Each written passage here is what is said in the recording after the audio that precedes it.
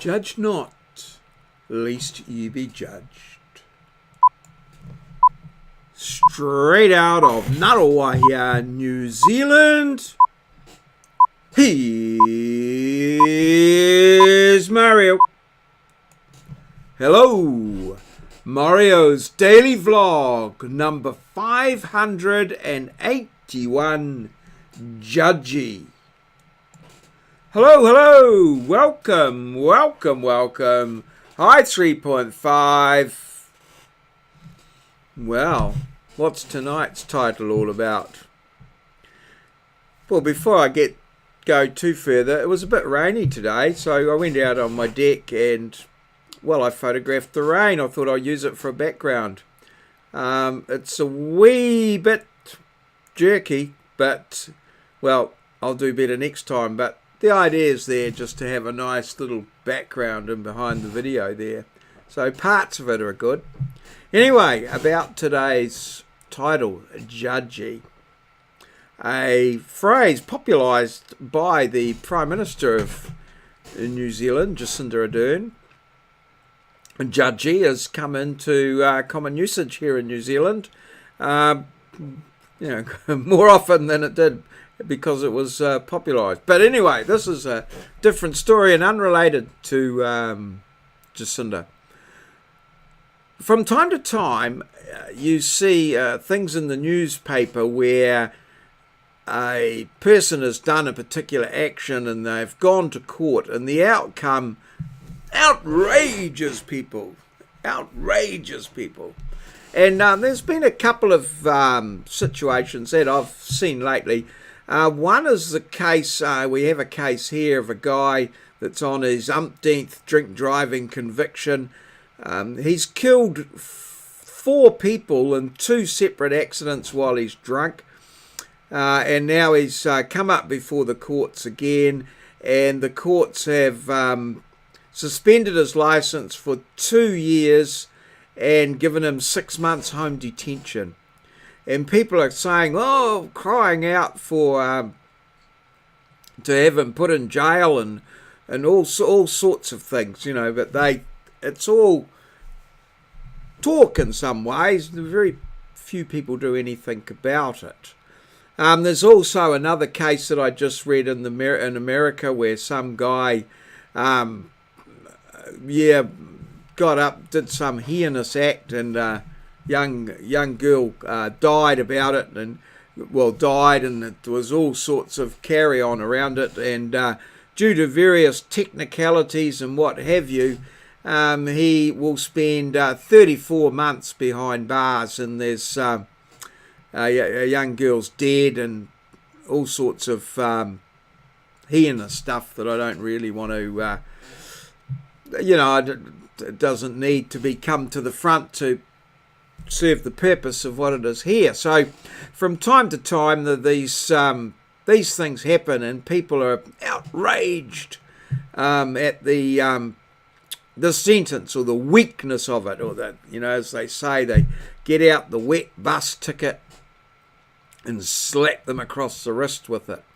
And now this happens a pretty regular occurrence, and I've often over the years thought about it. Now I'm one for, I want to do something different, or something I'll say clever, at risk of not being clever. But my idea, and it may not be a good idea, but it's an idea to do something about it, is that a lot of people sort of blame the judges and the judiciary system.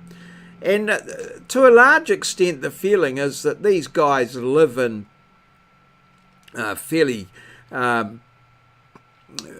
sort of ivory towers, I guess is what you might call it. But they live in fairly select areas and are pretty much away from don't really associate or have too much association with the people that might commit these sort of crimes, because of their, economically they're far away. It's very unlikely that the people that carry out this sort of behaviour would live next door to the judge, and that's my my sort of thing that I would like to do, is to bring the reality of the judgment back to the judge. And the way that I would want to do this was to start up one of these little pages, maybe a little give a little page or something like that, where people give money, and you'd need quite a lot of money, and then what you do is you would buy the house next door to the judge, and then allow some of these people to live there, and then record the what happens. I have no doubt that there would be some sort of shenanigans that would go on to ensure that this situation did not endure for too long. But that is just my sort of take on it, a way of doing something that's, not just shouting about it or, signing a petition, something absolutely different. And that would be, to raise a whole lot of money, and as I said, buy the house next door or somewhere in the neighbourhood of the judge, so that they are actually living with the consequences of their judgment.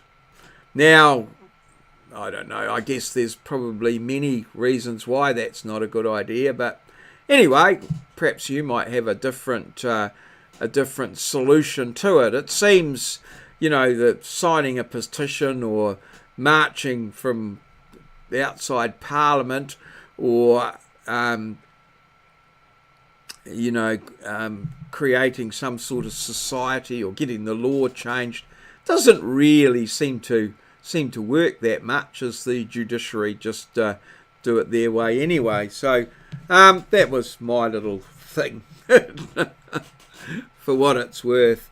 Anyway, off to the today's diary and what happened today. Well, as I said, it was raining this afternoon pretty much, so I went into work in the morning. I had a couple of wanted to meet up with a couple of students to help them with a bit of stuff, so I did a little bit of tutoring, and then I had to invigilate an exam in the afternoon from 1 o'clock to 4 o'clock.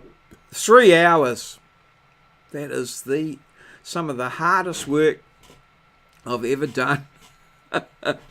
It's just very difficult to stay on track and concentrate and keep your eye on what's going on for that extended period of time. Certainly doesn't seem to fit with my the way I do things. I have great difficulty staying awake, to be honest. I have to get up and walk around and pinch myself and do little activities and things like that, because the moment I my body sits down and relaxes, that tells it it's sleepy time. But anyway, I stayed alert for pretty much the whole 3 hours, and we got that done, so that was all well and good. Got the exam, bit of tutoring, and then I came on home. The exam finished at, the exam finished at 4, and then I went up to the CAD room, and there was a number of my students there. I didn't get away from there. There was about 3 or 4 of them that needed, my support. I was going to say advice, but I think they sorted out the problems themselves after just having a little chat with me and trying a few things. So, that was all pretty good. I didn't get away from there till 5:30, so, and home round about just after 6. So, that was all pretty good. So, that's my day. A pretty, as I say, not what I would call an exciting day, but a reasonably full day and reasonably fulfilling day. So let's go and have a look at today's challenge, which is a rebus, and here it is here. Rebus. I wonder what that could mean. And we had a rebus yesterday. Moz came through with that. We didn't get any answers on Facebook, which is it's an emerging area there, so that's all right, but we can record them there. And this rebus is back on one's feet. Back on one's feet. So the ones are upside down. There's the feet, and Moz got that. Yeah, pretty smartly with a lovely little story. A lovely little story that he wove in around it in the comments. Well, it's almost worth just reading the comments to get that little bit of Moz humour and and cleverness there each day that he's been doing this. So yeah, that's it. So well, that brings us to the end of today's vlog. So a little bit of a philosophical, I guess, or I don't know, crap idea perhaps, depending on your point of view. But anyway, please comment, give a bit of feedback in below. You know, let's know your feelings. You might be able to come up with a better idea that sways my thinking in that area, which I'd very much appreciate the opportunity to hear something a bit different. So in the comments below, or if you know what today's rebus is, comments below. That's the one. So, and well, if you haven't already, like and subscribe. Thanks everybody for your marvellous support of my channel. And I was going to comment that I had a new subscriber in the last few days, and I'm definitely going to have to get my act together in that one and introduce that at some point in the thing there. I'll make a mental note of that to get that done hopefully tomorrow, if I remember to make the mental note.